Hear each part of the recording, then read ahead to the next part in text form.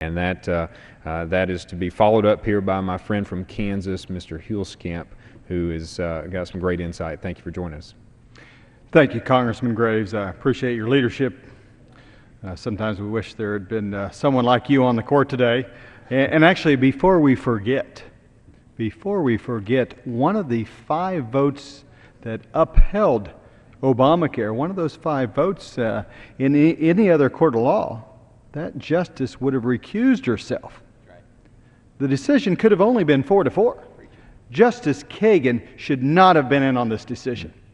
In any other court, they would have been recused, and if the lawyer refused to recuse himself as their judge, they would have been violating ethical rules.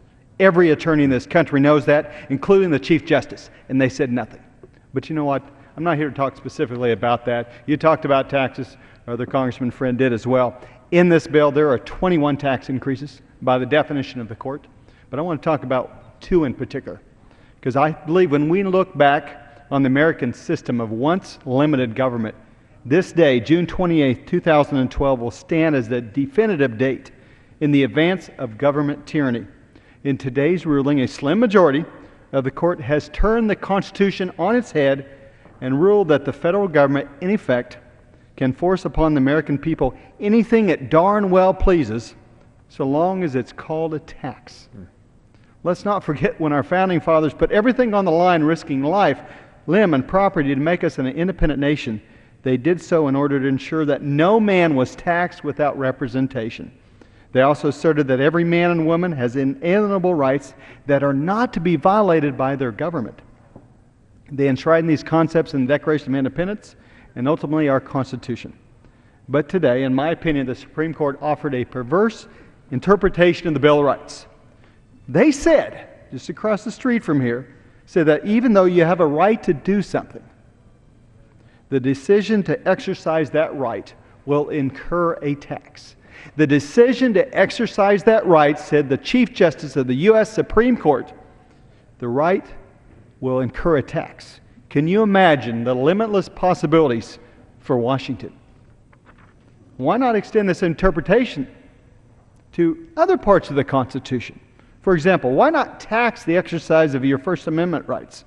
Sure, you've got the First Amendment rights, send your member of Congress a letter, but pay a fine to the government. That makes sense under this ruling. Sell a newspaper or publish a blog. Don't forget to tell the IRS and the new 16,500 agents they want to hire to enforce. What about a right to a fair and speedy trial? That's guaranteed, but you know, that's yours to have but for a fee. That's the lack of logic. Average Americans who love their Constitution, these are guaranteed. They're not allowed to be imposed if you pay the fine and the fee. But one thing in particular I want to talk about, Congressman Graves, that in addition to this health insurance mandate tax, the President's health care law creates what is clearly a religion tax. A religion tax? Yes, you heard me right. Even if you morally or ethically disagree with something being promoted, for right now, HHS Secretary Kathleen Sebelius, former governor of Kansas, look at her record. Most Americans would completely disagree with her moral views. But if you disagree with her mandates under the President's health care plan, it doesn't matter. You will still have to pay for it. If you dare to follow your conscience, maybe actually practice your faith, or no faith whatsoever, and refuse to participate, you will be fined. Why? You will be taxed because of what you believe and your desire to live it out. You will be forced to give your hard-earned money to the IRS in Washington, D.C. because of what you believe. That, my friends, is a religion tax. It's a faith tax. It's a direct attack on our freedom of religion. Now, the court today didn't rule on that. There are dozens and dozens and dozens of lawsuits coming on about the HHS mandate coming out of Obamacare.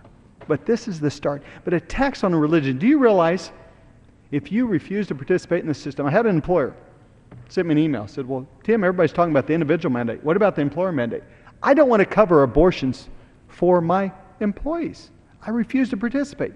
He will be fined $3,000 at a minimum for every single employer. Why? Because of what he believes. That's why we started this country, for freedom to believe as we ought, not as the government or as the king or as the Chief Justice would have us believe. But they didn't address this directly in this decision. They'll be coming. This is a shocking attack, I believe, on the first supreme right in the First Amendment to right, to believe in, and follow the God we choose. The Supreme Court may not have dealt Obamacare the death it deserved, but it's incumbent upon each and every one of us here in Congress and each and every American. I would have loved to witness a home run, knock it out of the park, and say it's clearly unconstitutional. And again, if Justice Kagan had been ethical, it had been a 4-4 decision. But they didn't worry about that. Ethics doesn't matter, it's just the end. That's kind of the progressive caucus approach. The end justifies the means, but not in America. Not in America. I ask all Americans to realize this decision is not about health care. It's not about health care. It's about liberty. And when we have created and designed a method by which future Congresses, future presidents can get around any limit in the Constitution, and the Constitution is a limit on my power, on every power of every member in this chamber, and every member across the way, and every president of the United States. That's what the Constitution does. It doesn't empower us. It takes away our power. And this court today, it says, if you call it a tax, if you use those 3 words, even though the Chief Justice says labels don't matter. He said labels don't matter. Then he turns around and says the word tax does matter. If you do that, it makes it suddenly constitutional. Anything you do, including attacking the very faith that is held by the Chief Justice himself, says you cannot hold that faith, Mr. Chief Justice, unless you are willing to be fined by your own government. That is a travesty of justice in this country. And what this means is we cannot overturn this with this president in the White House. This has taken an issue and people are ready to work on and says, you know what? This is going to be the issue for November 6th. This is the choice. Do you want the government to mandate and control everything in your lives as long as they use that magic word? They love to use the tax word. If you allow them to do that, you will allow them to be in every part of your life with this, which is an absolute contradiction to what this country is founded upon. I appreciate the leadership of many in this room. I am just a freshman. I was not here when this debate started last time. There's some of these colleagues that have been here fighting all along.